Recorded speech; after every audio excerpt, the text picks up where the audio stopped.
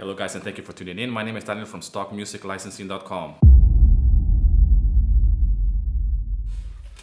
So just wanted to do a quick video update. It's been almost a year since I changed my exclusive account on Audiojungle to a non-exclusive account. Now, this happened last summer, and it takes 30 days to change your account from an exclusive to go non-exclusive. But if you have a non-exclusive account and you want to change it exclusive, I believe it's immediate, the actual change. So I just wanted to give you a quick update of what has happened to those tracks that were locked in that exclusive account for years, and how that account has been performing ever since. Now, we all know that Audiojungle does from time to time updates and changes and at all levels, really. And you know, this is not something that is exclusive to Audiojungle. This happens across the board. All libraries and all royalty-free sites, they do updates and they do changes, and they always updating their terms and conditions and whatnot. So last year I had a very bad summer in terms of takings with that particular account, which was my main account for years. And well, to be quite honest, this has been happening for some time now. It's not that it just happened last summer and I took that decision.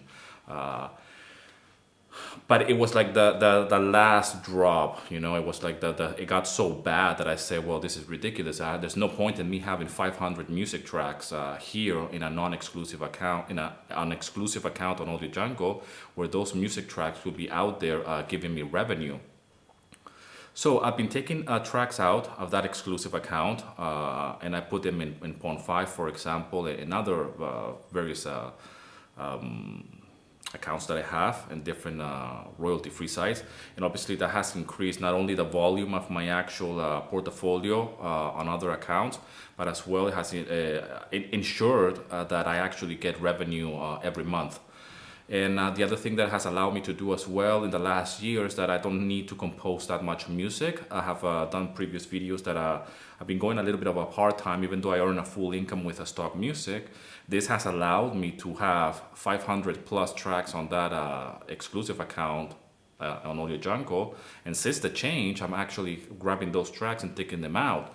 And that has worked very well. And another strategy that I've been doing as well with those tracks is that some of them don't have edits, so I do edits to them, like 60-second edits and 30-second edits and 15-second edits, and that multiplies even more when you upload this to places like Pawn 5, for example, when you can actually sell those edits individually, which you cannot do on Audiojungle. Meaning that if you do edit, that will be part of the song, you know. So.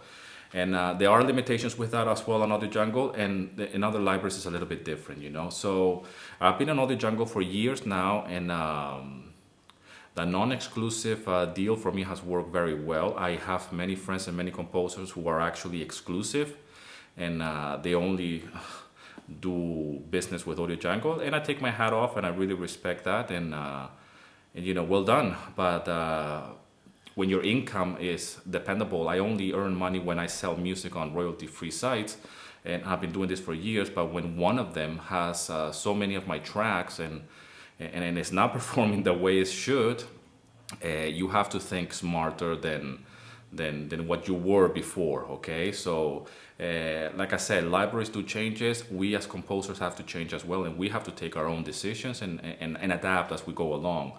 And not only that, we have to as well review, if you do this for a living as well, we want to review how they are performing certain accounts, because they are marketplaces. There's not like, it's nothing really that you feel like, oh, I want to belong on this particular library and that's it, you know. It's just, is it performing well? Is it giving me what I need?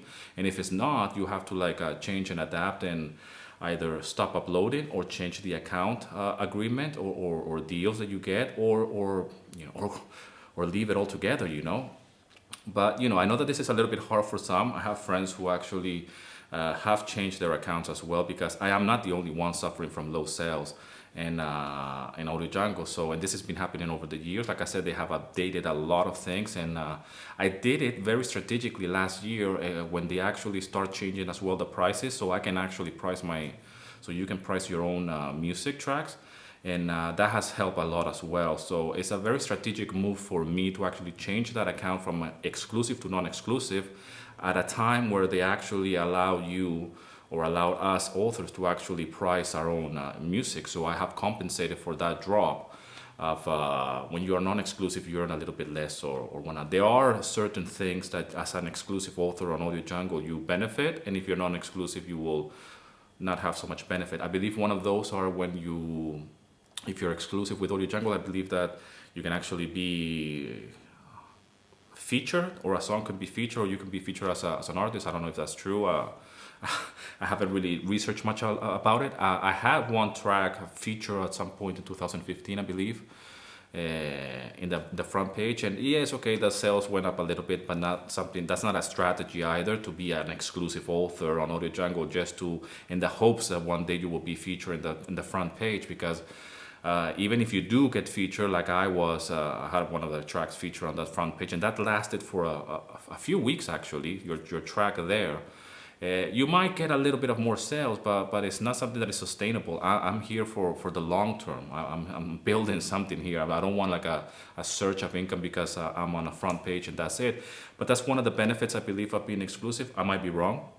So you have to take your own decision and your own judgment. Use your judgment in what you want to do and have exclusive deals or not with Audiojungle or with other accounts or other libraries. I am non-exclusive, or today I'm just non-exclusive with across the board. I mean, I'm only exclusive with one library, and that's Epic Music LA. And I only have a few tracks there, but that's it. All of my music that I compose, it goes all on different non-exclusive deals. And the sales on Audiojungle, they haven't gotten any worse, but they haven't gotten any better either. It's just something that goes up and down and fluctuates. But because I have priced my tracks, not all of them, but some of them accordingly, because of low sales, I still get some takings.